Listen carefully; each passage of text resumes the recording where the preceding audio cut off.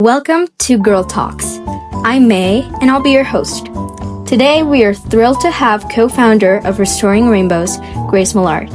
She'll be answering some of our questions and telling us a little bit about their trajectory and impact. For some context, Restoring Rainbows is a youth-led nonprofit organization committed to supporting vulnerable students by restoring and donating school supplies. So, Grace, tell us a little bit about yourself. My name is Grace Millard. I'm the co-founder and co-executive director of Restoring Rainbows, which is a educational sustainability nonprofit. I'm a student athlete. I run cross country. I also do theater. I'm interested in pre-med, so I do interning at a hospital this summer doing pediatric vaccine research. The first thing that I want to ask is, what sparkled this movement? I mean, what was the first light bulb moment or the problem that you guys witnessed that made you say, we have to start this organization? We were looking around our community and we noticed, especially in our new school of Amity Regional High School, a massive amount of excess school supplies that were just being discarded, like books and pencils and erasers that were just left in classrooms or abandoned on the floor. And that really struck us. As we kind of started seeing a lot of this pervasive issue of school supply waste, we started doing research. And what I found was that Connecticut was one of the number one states for educational inequality in the United States. Wow. And that really struck me. And what especially, struck me was that I had a huge disconnect from my experience because I witnessed so much waste in my community. Right. And then, one county over, there were schools that were campaigning for more funding that, had less in their budget because of the way that Connecticut distributes funding for our educational systems. And so this led to the formulation of a plan and a solution between me and Jordan that would kind of move this excess in some communities into the need for other communities to fill that gap. Exactly. Yes, and so it started very local, like most grassroots organizations, and we started within our, immediate vicinity in our communities. And so we started putting out, donation collection receptacles all around at different, public centers, collecting those supplies, restoring them, and then redistributing them in our own community, particularly in our immediate county, which is New Haven. How long ago did you guys start? We're coming up on 3 years, actually, this September. We did start it in our freshman year, but the way that the calendar works, it would be 3 years. Yeah. And by the end of our senior year, it'll be 4.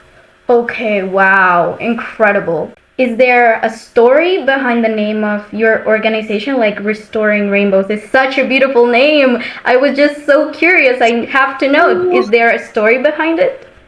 I love this question.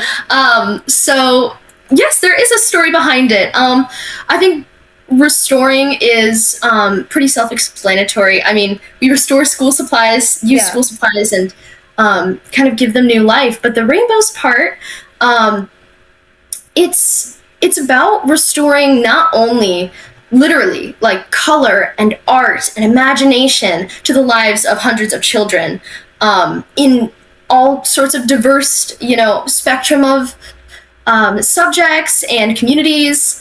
But it's also a symbol of hope, the rainbow, in so many cultures. And so it just fit like a glove. It was the perfect name for us. And actually, it was the first name we came up with. Wow. That is so amazing. Yeah, it's so beautiful. I was just so curious, and I'm glad that you guys have a name that identifies with your mission, which I think that brings me to this next question. In your own words, what is the core mission? And if you could describe it in one single word, what would it be? Giving school supplies a renewed life in order to give communities and children around the world a renewed hope in education and in art, and all of those wonderful things that those opportunities can provide for people. Okay. And in one word, I think it's definitely pretty hard. I say, even though it's pretty basic. I'd probably still say restoration, just because I think it does really capture the renewal aspect of like renewing hope and, you know, obviously renewing the lives of these school supplies that have been discarded. Of course, it really does illustrate what you guys are doing. Yeah. When you were beginning, was there ever a time early on when you realized maybe that your initial idea needed to adapt or you needed to change something? And if so, what did you change? So I was actually so excited when I saw this question on the syllabus, because it's honestly something that I think a lot of people don't think about. And obviously a lot of people don't ask, because I don't think I've ever been asked this question actually. And one of the biggest things that a lot of people don't know about our organization is that we actually did not start restoring school supplies in the beginning. We started only restoring markers. Okay. And that's also the reason why our logo is a marker. It's because in the beginning, we wanted to do something kind of really unique, something that maybe hadn't quite been done before. Okay. And large-scale marker restoration was a huge standout issue. Markers are thrown away, they're one of the most common school supplies to be thrown away because they dry out, because they're water-based in most cases. And so we kind of learned how to restore them using different processes, utilizing like alcohol and ink cartridges, and that was what we were going to do. We were like, okay, we know how to restore markers. This is what we'll do. We will collect markers and we'll restore them and we'll give them out. And we started doing that. And within 6 months, we'd already almost outgrown our original purpose, because we started getting inundated with organizations and donors and just people around the world being like, we want to donate other school supplies. Do you accept these? How do I restore these? And we realized that there was such an outpouring of passion for our mission, and even a passion that we hadn't even discovered yet. And I think that's why it is so important to have people on your journey that really believe in you, because not only did they believe in our original mission, our original partners believed in our original mission of restoring markers, but they also pushed us to believe in things that we didn't think we were capable of. And so then we started restoring all kinds of school supplies. We kind of realized, okay, we have all these people who have this passion and we need to do something with it. It's our responsibility to do something with this. And so we started researching what's the best way to clean books? How do you repaint notebooks? How do you fix pencils and colored pencils and melting crayons and all that kind of thing. And we started making video tutorials and guidebooks. And I think that can kind of lead into our branch program, but really the way that we started accepting different supplies, as well as our branch program, and so many things within our organization, it's all because of the outpouring of passion that we saw from communities and people, and really youth all around the world. Right. Yeah. Okay, so I can hear and I totally know that this is a long process, that it takes time and patience and love. So what I want to ask you now is, what are the main takeaways and lessons you've gained from creating and working it at Restoring Rainbows? Mm-hmm. There's definitely so many takeaways, so many things that I've learned from Restoring Rainbows. I think that especially when you're so young, I think that there's just so many lessons that you learn through life. And then, of course, when you're dedicating so much of it to an organization, a lot of that just naturally comes from Restoring Rainbows. I think one of the biggest ones is resilience is key. I think if, me and Jordan had ever stopped working when we encountered a new challenge or something we didn't understand, then this organization would not be what it is today.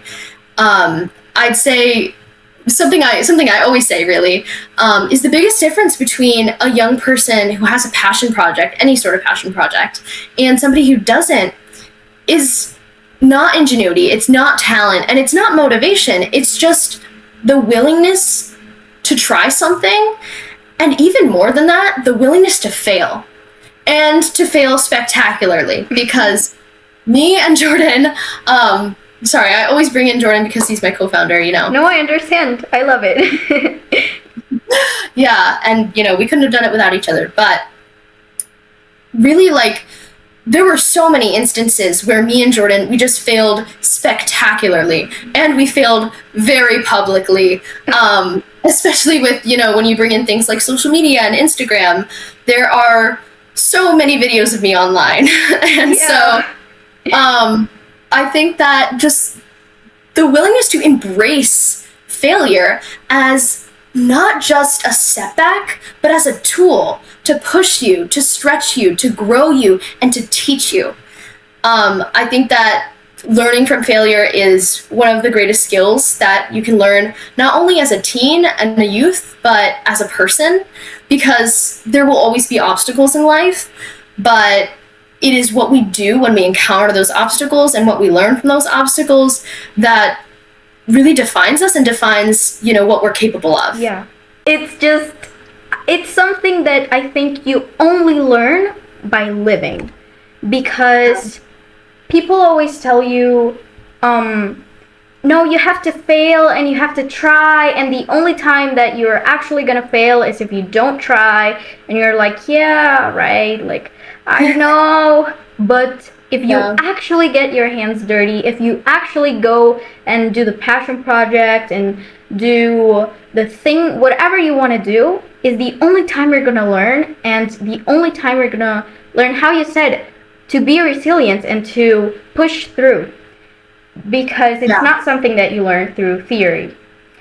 So our next question is, could you share a specific story of a person or community whose life has been changed by your organization's work? I would like this to be something that maybe stuck with you. No, I definitely get that. I mean, there are definitely so many things that have stuck with me with Restoring Rainbows, but I think that I can't talk about this question without talking about our incredible branches all over the world.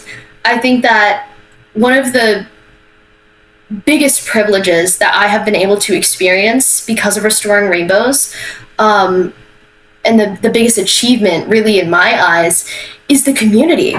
The community that has become so much more than just me and Jordan in our gym class thinking up this crazy idea of this organization. It is all of the individuals who make this organization what it is. I have been so privileged to be able to personally connect with so many different individuals, especially with our recent branch advisory board, where I get to actually one-on-one speak to branches and branch leaders, hear about their experiences. And of course, that is a huge part of how we get better. They tell us what are the problems with the branch program, all kinds of stuff like that. But and with our, you know, youth executive board, we're able to connect with these teens who are so motivated and have so many great ideas to push this organization all around the world. And they have shaped my understanding of, and really faith in, humanity in so many ways. Is language ever a barrier, or how do you manage the language difference between branches? Most of our branches do speak English to us, or at least, you know, are able to write us emails in English. I'm sure that translators have played a big role in our communication with our branches, but I can't help but be extremely grateful for the opportunities that the internet has provided to our organization, and especially to our branches. And so all of our communication is done in English. However, we are looking into ways to improve that. There are also a lot of other nonprofits, notably Climate Cardinals, who work to translate climate information, sustainability education. It hasn't stopped us from being able to create a global community. And so I think that's really beautiful. And that's, the power of a shared passion. From one of the community centers that our Hong Kong branch worked with, Restoring Rainbows Hong Kong, they said, which really connects to what you're saying about language, your support is making a real and lasting difference, helping individuals and families in need, both here in Hong Kong and in over 100 countries across the globe. Your compassion reaches far beyond borders, and we're deeply grateful. So I guess I'm going to go ahead with the next question that is a little out of topic, but running a nonprofit, we know that it means navigating unique challenges, and between them, financial challenges or resource challenges. Where do most of your resources come from, and what is your biggest funding need right now? This is why I love working with young journalists, teen journalists, and youth organizations, because I feel like you just ask the questions that nobody else thinks of, but they're so important. We're very lucky to have kind of a unique business model. Since we are in large part a sustainability nonprofit, we do a lot of recycling. And so a lot of the things that we collect is actually not, monetary donations. It's not money. It is school supplies that are discarded. Aside from shipping, I mean, there's really no cost. But I think more than shipping, because that would all be done through our home base here in Connecticut, and Restoring Rainbows is so much bigger than that, is branch grants. And so we are actually looking forward to launching a branch grant system probably later this year in 2026. And we really just want to be able to provide financially to some of our really active branches who have these really big visions for, especially events, community events, workshops, and back to school events are a huge thing. And we want to be able to provide for them for, the little expenses that you don't think about when running a branch or a club. And everybody always asks, what is the most interesting thing that you have ever been sent? And that would be custom-made 3D printed cell models. Wow. They were sent by a teenager in Finland. Wow. And so they were sent all the way to Connecticut. It was so cool. And we assembled them and we were able to donate them. It was just such an incredible experience. And it was one of the first times where I really felt like this is real. People actually care about this mission. People are invested in this cause, and this is becoming more than just an organization, but it's becoming a movement. That's so inspiring. Everything you're saying is so wise, and I can tell that you've worked so hard on it. Our next question is regarding to burnout, because we're students, we have homework, we have school, we have extracurriculars. You're an athlete. I mean, that's incredible. So thank you. Burnout is highly prevalent in these kind of initiatives, especially for teens who, as I said, balance school, homework, extracurriculars, and more. So how do you and your team maintain passion and energy to keep fighting for this cause?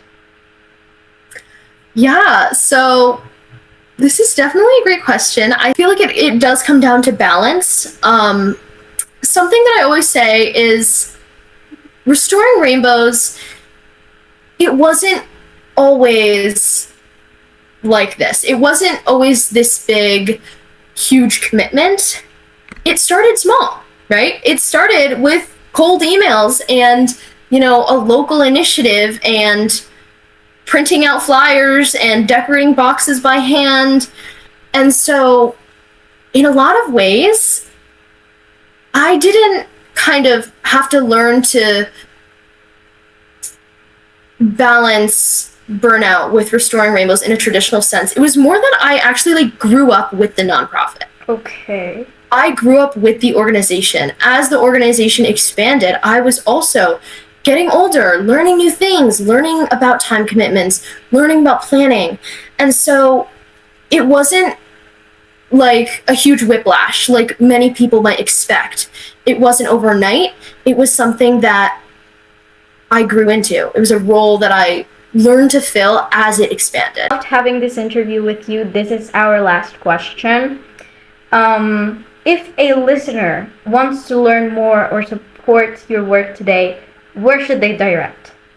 Our most useful platform is definitely our website, because it has detailed information about our journey, about our branches, about our volunteer programs, and even information about me and my co-founder specifically, and how you can contact us and all of that. I think that also social media is a great way to get in contact with us. Really anything from donations to partnership requests to questions about how to found a branch, questions about our volunteer programs. All of that is plastered everywhere. We try and make it as accessible as possible.